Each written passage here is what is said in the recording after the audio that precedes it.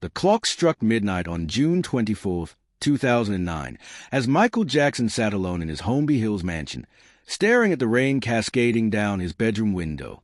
The king of pop had been restless for weeks, haunted by dreams he couldn't quite understand.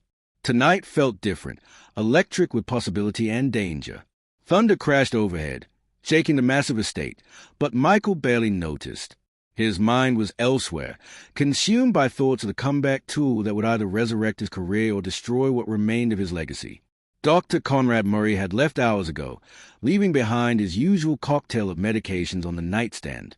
Michael looked at the pills but didn't reach for them. Something deep in his soul told him to stay alert tonight.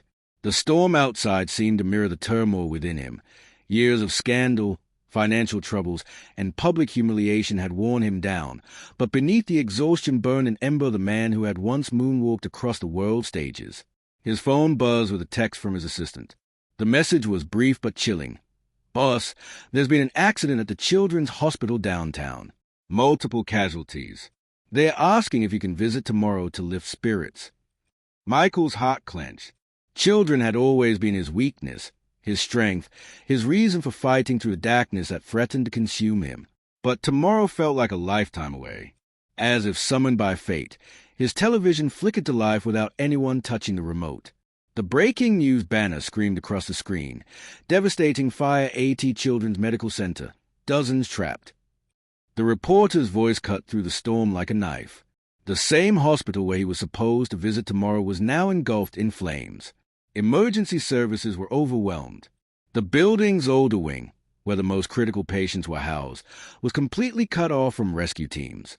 Michael stood up, his body moving before his mind had fully processed the decision. The man who had spent months rehearsing for his final curtain call suddenly knew what his true final performance would be. He grabbed his jacket, the same sequin military-style coat he'd worn during his dangerous tour, and headed for the door. His security team was gone for the night, his household staff asleep. This journey would be his alone. The drive through Los Angeles in the pre-dawn hours was surreal. Streets that usually teemed with life lay empty, surrendering to the storm's fury. Michael's hands gripped the steering wheel of his black Mercedes, his knuckles white with determination. Radio reports painted an increasingly desperate picture. The fire had started in the hospital's basement electrical room and spread rapidly through ventilation systems. The pediatric intensive care unit was trapped on the 4th floor, with smoke blocking all conventional escape routes. He thought about his own children, Prince, Paris, and Blanket, safe in their beds while other children faced unimaginable terror. The irony wasn't lost on him that the man the media had painted as dangerous to children might be their only hope tonight. Every accusation, every headline, every moment of public shame fell away as he drove through empty intersections, guided by something larger than himself. Arriving at the scene, Michael was struck by the chaos that greeted him. Fire trucks surrounded the building like warriors besieging a castle, their ladders reaching desperately toward windows wreathed in smoke. Police barriers kept crowds of worried parents and media at bay, but Michael could see the defeat in the firefighters' eyes. They had managed to evacuate most of the hospital, but that 4th floor wing remained unreachable. Chief Martinez, a weathered veteran of 25 years, was coordinating the response when he spotted the unmistakable figure approaching through the rain. "Mr. Jackson? Sir, you can't be here. This is an active emergency zone." But Michael's eyes were fixed on the building, calculating distances, studying the structure with an intensity that surprised a seasoned firefighter. "How many children are still inside?" Michael's voice was steady, but Chief Martinez could hear the underlying urgency that brooked no delay or deflection. 15 kids in the PQ, plus 3 nurses who refused to abandon them. The smoke is too thick, and the building's old construction makes it a death trap. "We're doing everything we can, but—" The chief's voice trailed off, the unspoken reality hanging between them like smoke. Michael nodded, his mind already forming a plan that would have seemed impossible to anyone else. But he had spent a lifetime defying gravity, defying expectations, defying the very laws that bound ordinary men to earth. Tonight, he would defy death itself. The king of pop was about to give the performance of his life, and the only audience that mattered was 15 terrified children who needed someone to believe in miracles. Chief Martinez studied Michael's face in the flickering light of the emergency vehicles, recognizing something he'd seen only in the eyes of his most dedicated firefighters, a willingness to sacrifice everything for strangers. "Mr. Jackson, I know what you're thinking, but this isn't a movie. That building is a death trap. The structural integrity is compromised, and the smoke alone will kill you before you reach the fourth floor." Michael's response surprised everyone within earshot. "Chief, I've been preparing for this my entire life without knowing it. Every dance move, every stage I've climbed, every impossible thing I made look effortless. It was all practice for this moment." He pointed to the building's exterior, where a complex network of fire escapes, ledges, and architectural details created a treacherous but potentially navigable path upward. Dr. Sarah Chen, the hospital's chief pediatrician, pushed through the crowd of emergency responders. Her face was streaked with soot and tears. "Those children up there, they are not just patients, they are fighters. Kids with cancer, heart conditions, children who've already survived more than most adults ever will. But they are scared, and the nurses are running out of ways to keep them calm. Some are on life support that's running on backup power." The weight of 15 young lives pressed down on everyone present, but Michael felt it differently. Where others saw impossible odds, he saw a choreographed routine that required perfect execution. His mind began breaking down the building's exterior into a sequence of moves, a grab here, a swing there, a leap that would require every ounce of the athleticism that had made him famous. "Give me a radio," Michael said, extending his hand to Chief Martinez, "and I need someone to patch me through to those nurses upstairs." The chief hesitated, but something in Michael's demeanor commanded respect. Within minutes, a crackling voice came through the radio, Nurse Patricia Williams, a 20-year veteran who had chosen to stay with her young charges rather than evacuate. "This is Patricia. Who am I speaking with?" "Patricia, this is Michael Jackson. I'm coming to get you and those children out of there." A long pause filled with static and distant sounds of crying children. Then, "Mr. Jackson? Sir, with all due respect, this isn't the time for jokes. We need real help up here." "I am real help, Patricia. I need you to listen carefully. Move all the children away from the windows on the north side of the building. In exactly 20 minutes, I'm going to start climbing up to you. I need you to have them ready to move fast when I get there." Chief Martinez grabbed Michael's arm. "This is insane. You're not a trained rescue worker. You could die, and those children would still be trapped, except now we'd have 16 victims instead of 15. Michael gently removed the chief's hand from his arm. His voice carried the same quiet authority he'd used to direct orchestras and command stages around the world. "Chief, I spent my entire career making the impossible look easy. I've defied gravity in front of millions of people. Tonight, I do it for an audience of 15, and it's the most important show of my life." The rain continued to fall, making every surface slippery and treacherous. Michael removed his jacket and handed it to a nearby paramedic. Underneath, he wore a simple black shirt that clung to his lean frame, the same frame that had spun, jumped, and floated across stages for decades. His hands, soft from years of avoiding manual labor, would now face the ultimate test. As he approached the building, Michael's mind entered the zone he knew so well, the place where conscious thought gave way to pure instinct and muscle memory. Every performance had been preparation for this moment. Every time he'd climbed a stage structure, every seemingly effortless leap, every gravity-defying dance move had been training for the most important rescue of his life. The first challenge was a 12-foot vertical climb to reach the fire escape on the second floor. The brick was slick with rain, and the building's age had created gaps and handholds that would challenge even experienced climbers. Michael approached the wall like he'd approached every stage, with absolute confidence and unwavering focus. His fingers found purchase in the mortar joints between bricks. His feet, which had glided across stages with supernatural grace, now sought tiny ledges and imperfections in the building's facade. Each movement was deliberate, calculated, necessary. There was no room for error, no safety net, no second chance if he fell. Behind him, emergency responders watched in stunned silence as a king of pop transformed into something none of them had ever seen, a man transcending his own limitations through sheer force of will and love for children he'd never met. The climb had begun, and with it, the most dangerous performance of Michael Jackson's life. Dr. Chen whispered to Chief Martinez. If anyone can do this, it might be him. He's always been different, otherworldly somehow. Maybe tonight we find out why. As Michael reached the second-floor fire escape, his breathing was controlled despite the exertion. Above him, 3 more floors of increasingly dangerous climbing awaited. But in his mind, he could already hear the voices of the children calling for help, and that sound gave him strength beyond anything he'd ever known. Michael paused on the second-floor fire escape, his chest rising and falling with controlled breaths as he assessed the next stage of his impossible climb. The metal grating beneath his feet was slick with rain, and he could feel the structure vibrating with each gust of wind. Above him, the third floor presented a new challenge. The fire escape ladder had been damaged by falling debris, leaving a gap that would require him to traverse horizontally along the building's ledge. Through his radio, Patricia's voice crackled with updates that grew more desperate by the minute. Mr. Jackson, Little Emma's oxygen levels are dropping. Her ventilator is struggling with the smoke getting into the room. I don't know how much longer we can wait. I'm coming, Patricia. Keep talking to them. Keep them believing. Michael's voice remained steady, but inside, urgency burned like rocket fuel in his veins. He began the horizontal traverse, his fingers finding purchase on decorative stonework that was never meant to bear human weight. Each handhold was a leap of faith.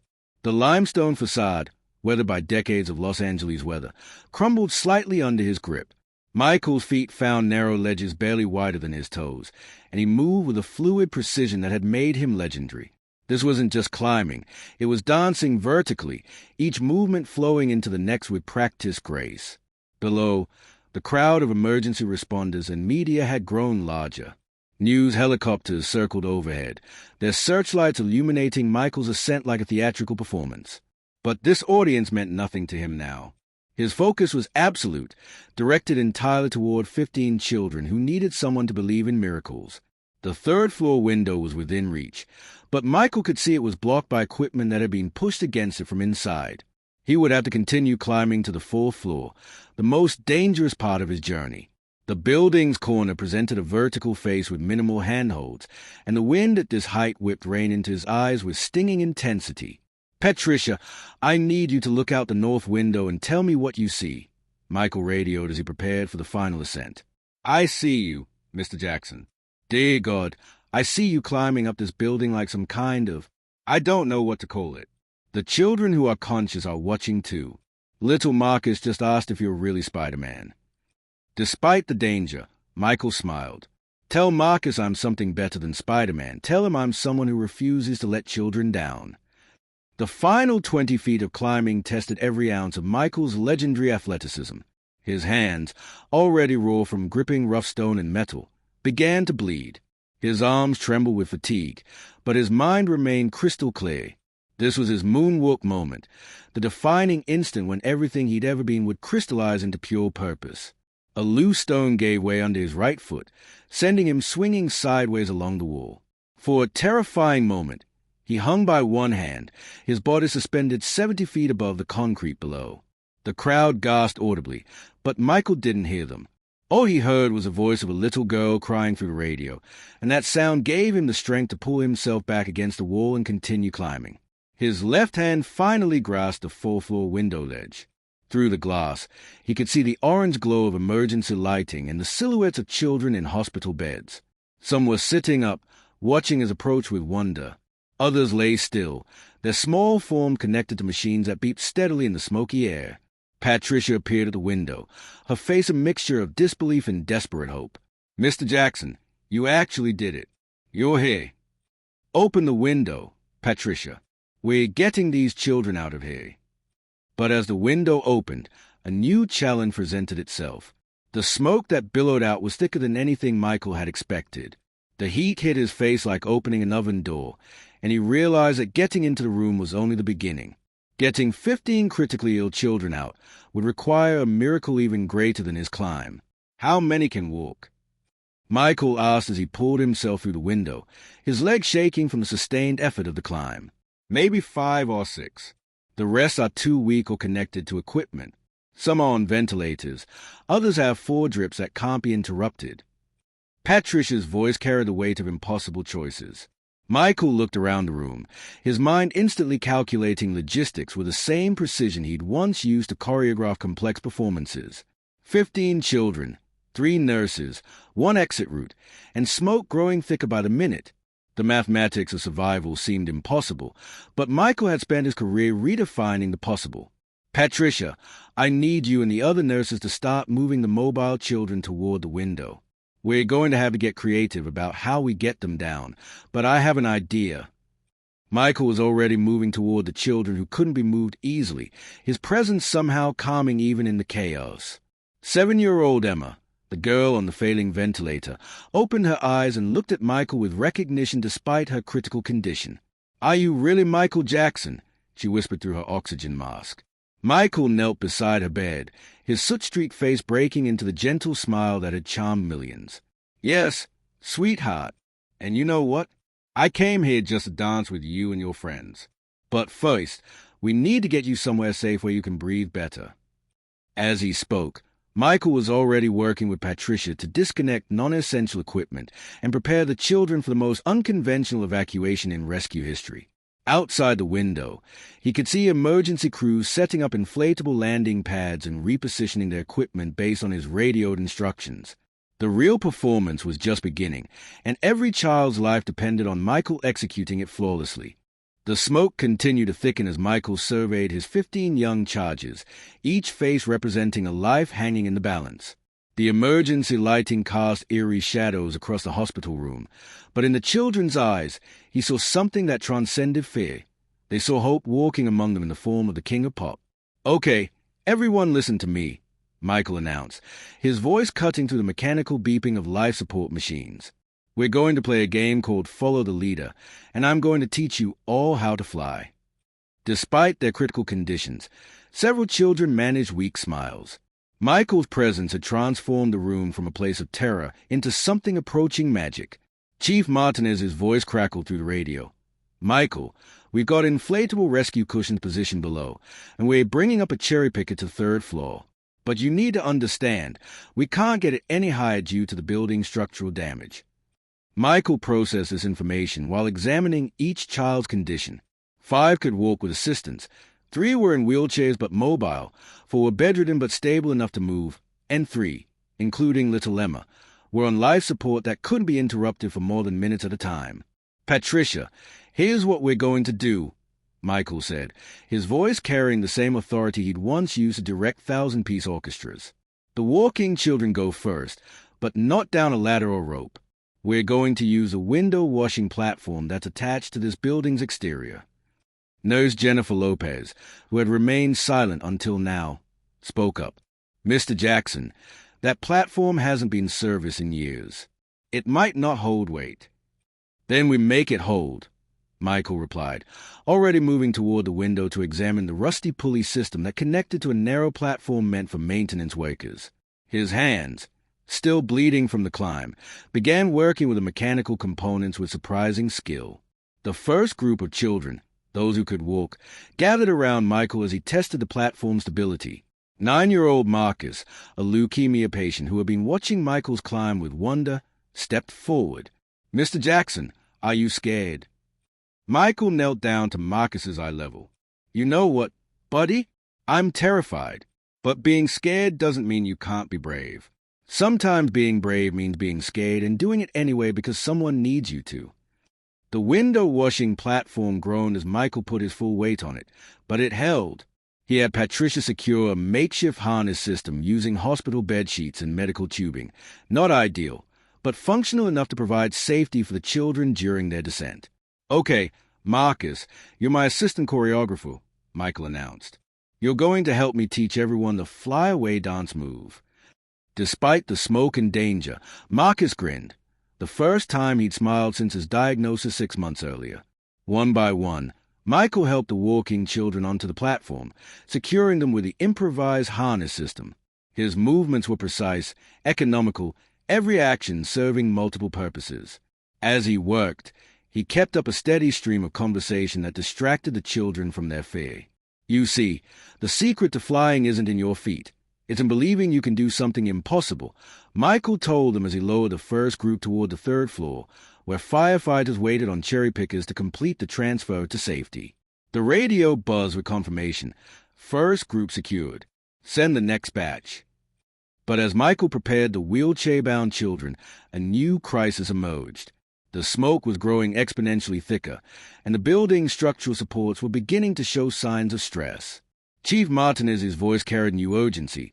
Michael, you need to evacuate now. The building's fire rating was never meant for this kind of sustained heat. You've got maybe 15 minutes before the whole floor becomes unstable. 15 minutes. 7 children still in the room, including 3 on life support. The mathematics of survival had become even more impossible, but Michael's resolve only hardened. He began moving faster, his actions becoming almost superhuman in their precision and efficiency. The wheelchair children were more challenging. Each required careful maneuvering to get them safely onto the platform and secured for descent.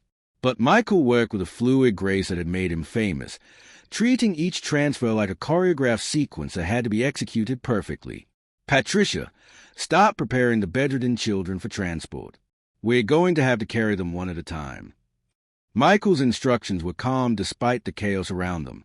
As the platform returned from its third trip, now carrying the wheelchair-bound children to safety, Michael could see that the remaining 4 bedridden children represented the ultimate challenge. Little Emma, still on her ventilator, watched him with eyes that held far too much understanding for a 7-year-old. Mr. Jackson, she whispered through her oxygen mask, are you going to save everyone? Michael took her small hand in his bleeding one. Emma, I'm going to try something that nobody's ever done before, but I need you to be the bravest little girl in the world. Can you do that for me? She nodded, and in that moment, Michael knew he would find a way or die trying. The real performance was just reaching its crescendo, and the most dangerous part still lay ahead. The building shuddered around them as support beams began to weaken, but Michael had already begun calculating the impossible mathematics of saving 4 critically ill children in a time frame that defied all logic. The building groaned around them like a living thing in pain as Michael made rapid calculations that would determine who lived and who died. 4 children remained, 3 of them tethered to life support machines that couldn't be moved quickly. The smoke had grown so thick that breathing required conscious effort, and the floor beneath their feet radiated dangerous heat from the fires below. Patricia, I need you to listen very carefully, Michael said, his voice steady despite the chaos. Take Nurse Jennifer and get yourself down to safety. I'm going to handle the final 4 children myself. Mr. Jackson, that's impossible. You can't operate life support equipment and evacuate them simultaneously. It would take 3 people minimum to do this safely. Michael looked at little Emma, whose ventilator was already struggling with the contaminated air being pulled into the room. Next to her, 10-year-old David was connected to a heart monitor that showed dangerous irregularities brought on by stress and smoke inhalation.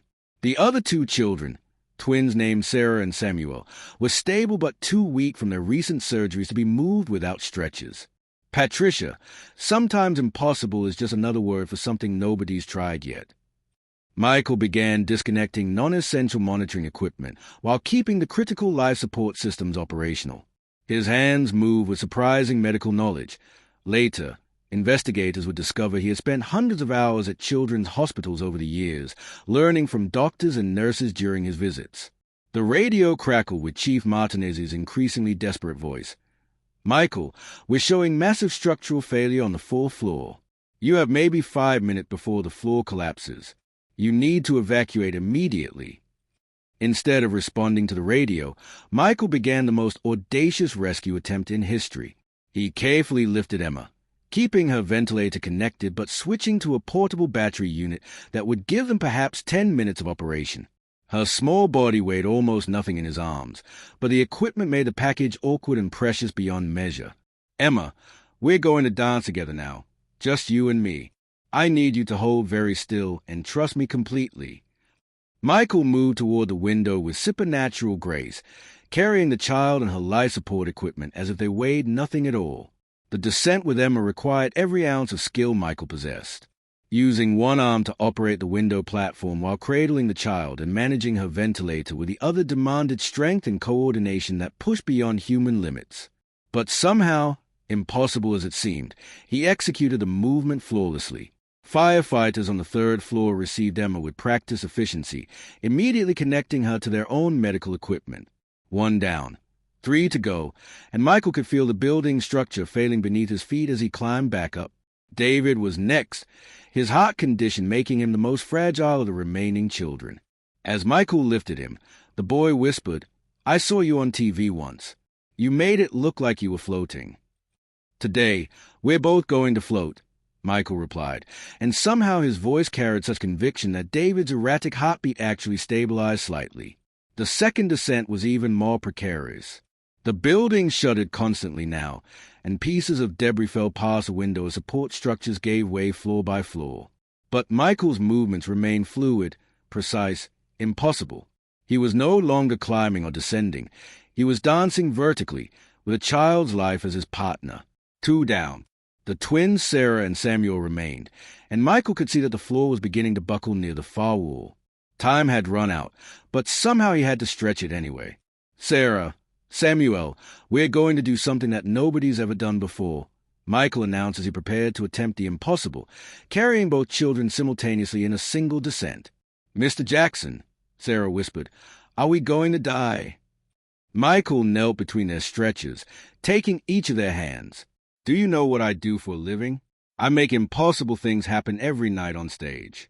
Today, you two are going to be part of the greatest performance ever, and the audience is everyone who loves you." With strength that seemed to come from beyond his own body, Michael lifted both children, one in each arm, and moved toward the window as the room began to collapse behind them. The platform groaned under the unprecedented weight, but Michael's will seemed to keep it functional through sheer determination. The final descent was a masterpiece of controlled falling. Michael used his entire body as a shock absorber, protecting the children while managing their combined weight and the failing equipment around them. Fire department personnel below watched in stunned silence as the King of Pop performed the most important routine of his career, a dance with death that he refused to lose. As firefighters secured the twins and rushed them toward waiting ambulances, Michael collapsed on the third-floor platform, his body finally acknowledging the impossible demands he had placed on it. Above them, the fourth floor gave way in a cascade of fire and debris that would have killed everyone still inside. Chief Martinez reached Michael first. "Son, what you just did, there's no word for it. You saved 15 lives tonight." Michael looked up, his face streaked with soot and blood, his eyes reflecting the emergency lights around them. "Chief, I just gave the only performance that ever really mattered." As paramedics worked on Michael, treating him for smoke inhalation, exhaustion, and the cuts from his climb, news of his rescue spread around the world. Within hours, footage of the King of Pop climbing a burning building to save children will become the most watched video in internet history. But Michael never saw those tributes. As dawn broke over Los Angeles on June 25, 2009, his heart, pushed beyond all limits by the night's impossible demands, simply stopped. He died not in disgrace or scandal, but as he had always dreamed of dying, as someone who had given everything to protect children. The 15 children he saved that night grew up to become doctors, teachers, artists, and parents. They carried his story to their own children and grandchildren. Little Emma became a pediatric surgeon. Marcus founded a charity for critically ill children. The twins, Sarah and Samuel, became firefighters. And every year on June 25th, they gathered the Children's Hospital, rebuilt with safety systems that bear Michael's name, to remember the night when the King of Pop proved that some performances transcend entertainment and become pure love in action. The official cause of death was listed as cardiac arrest brought on by extreme physical exertion. The unofficial cause was something far simpler and more profound, a heart too big for one body to contain, finally expanding beyond the limits of flesh to encompass eternity. Michael Jackson's last performance saved 15 lives and touched millions more, proving that sometimes the greatest artists leave their masterpieces not on stage or in studios, but written in the survival and happiness of children who might otherwise have been lost to darkness. In the end, he moonwalked not across a stage, but straight into heaven, carried by the gratitude of 15 souls and the love of a world that finally understood who he truly was.